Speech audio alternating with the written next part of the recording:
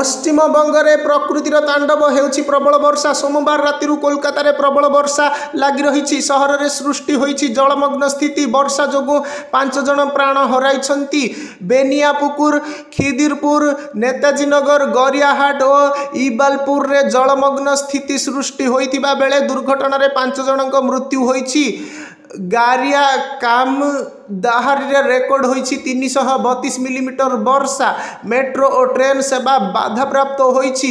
ହାଓଡ଼ା ଓ ଶିଆଲଦା ଷ୍ଟେସନରେ ଟ୍ରେନ୍ ଚଳାଚଳ କରୁନାହିଁ।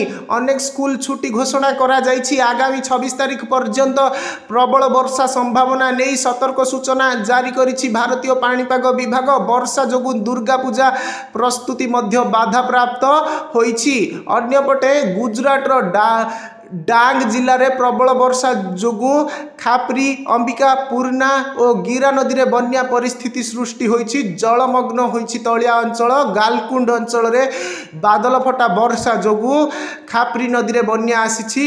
15ଟି ଗାଁ ସହ ସମ୍ପର୍କ ବିଚ୍ଛିନ୍ନ ହୋଇଛି ଏବଂ ବନ୍ଦ ରହିଛି ବାଘାଇ ଆହ୍ୱା ମୁଖ୍ୟ ରାସ୍ତା। ସ୍ଥାନୀୟ ଲୋକ ଜୀବନକୁ ବିପଦରେ ପକାଇ ନଦୀ ଅତିକ୍ରମ କରୁଥିବା ଦେଖିବାକୁ ମିଳୁଛି। ଆଗାମୀ ଦିନରେ ମଧ୍ୟ ପ୍ରବଳ ବର୍ଷା ନେଇ ସତର୍କ ସୂଚନା ଜାରି କରିଛି ପାଣିପାଗ ବିଭାଗ।